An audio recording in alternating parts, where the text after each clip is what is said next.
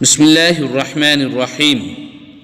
السلام علیکم ورحمۃ اللہ وبرکاتہ۔ پیارے عزیز دوستو، اللہ تبارک و تعالی اپنی کتاب قرآن مجید میں ارشاد فرماتا ہے، بے شک مہینوں کی گنتی اللہ کے نزدیک 12 مہینے ہیں اللہ کی کتاب میں، جب سے اس نے آسمان اور زمین بنائی، ان میں سے 4 حرمت والے مہینے ہیں۔ انہی حرمت والے مہینوں میں ماہ محرم الحرام بھی شامل ہے۔ اس مہینے کی 10ویں تاریخ، جسے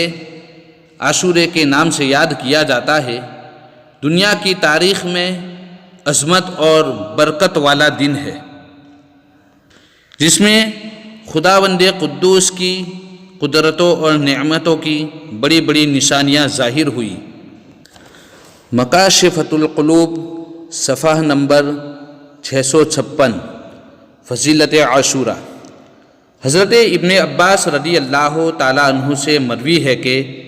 حضور صلی اللہ علیہ وسلم مدینہ منورہ تشریف لائے تو آپ نے یہودیوں کو عاشورے کا روزہ رکھتے ہوئے دیکھا، تو دیکھ کر پوچھا کہ تم اس دن روزہ کیوں رکھتے ہو؟ انہوں نے کہا،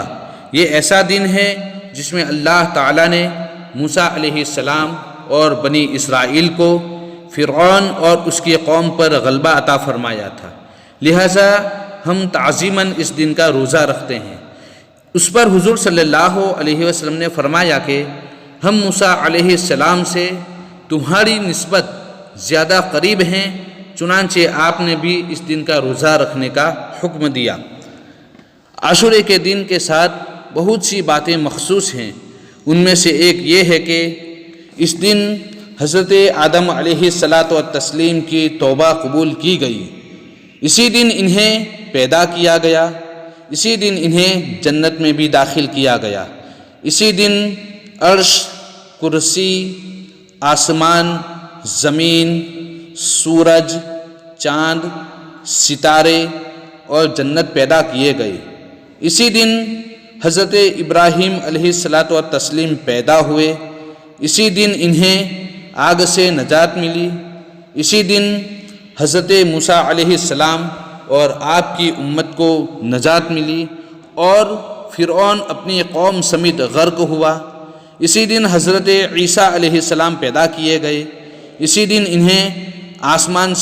آسمان کی طرف اٹھایا گیا، اسی دن حضرت ادریس علیہ السلام کو مقام بلند کی طرف اٹھایا گیا، اسی دن حضرت نوح علیہ السلام کی کشتی کوہ جودی پر ٹھہری، اسی دن حضرت سلیمان علیہ السلام کو ملک عظیم عطا کیا گیا، اسی دن حضرت یونس علیہ السلام مچھلی کے پیٹ سے نکالے گئے، اسی دن حضرت یعقوب علیہ السلام کی بینائی لوٹائی گئی، اسی دن حضرت یوسف علیہ السلام گہرے کنویں میں سے باہر نکالے گئے، اسی دن حضرت ایوب علیہ السلام کی تکلیف کو دور کیا گیا، آسمان سے زمین پر سب سے پہلی بارش اسی دن یعنی عاشورے کے دن نازل ہوئی، اور اسی دن کا روزہ امتوں میں مشہور تھا،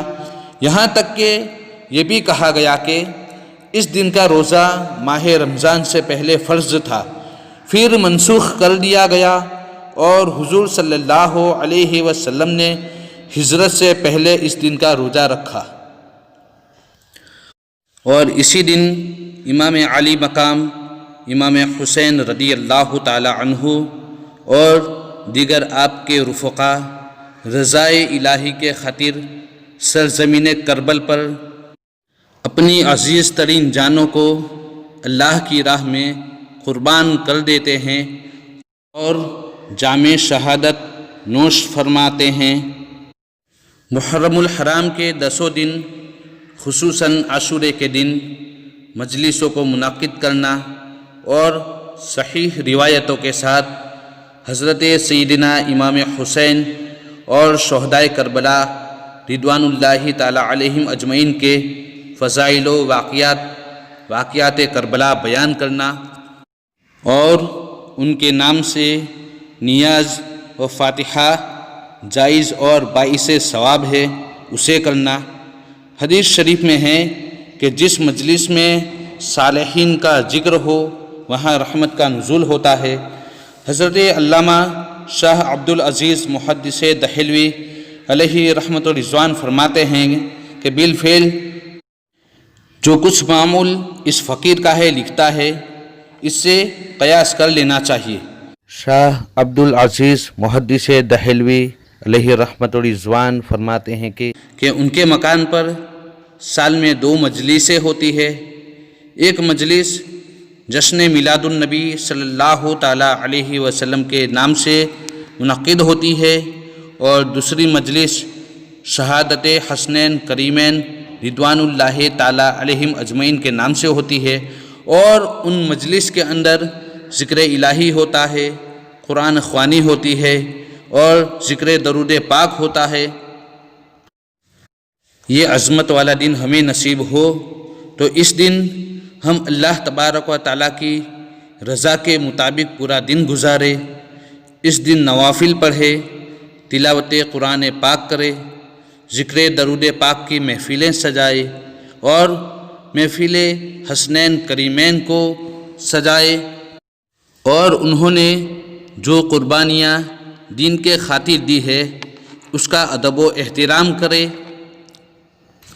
اور خرافات محرم سے بچے۔ اللہ تبارک و تعالی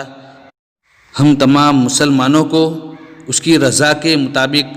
زندگی بسر کرنے کی توفیق رفیق عطا فرمائے۔ ایسی بہترین اسلامک ویڈیو کو دیکھنے کے لیے اسٹار آف اسلام چینل کو لائک کریں، شیئر کریں، سبسکرائب بھی کریں، بیل آئیکن پریس کریں۔ اللہ حافظ۔ السلام علیکم ورحمۃ اللہ وبرکاتہ۔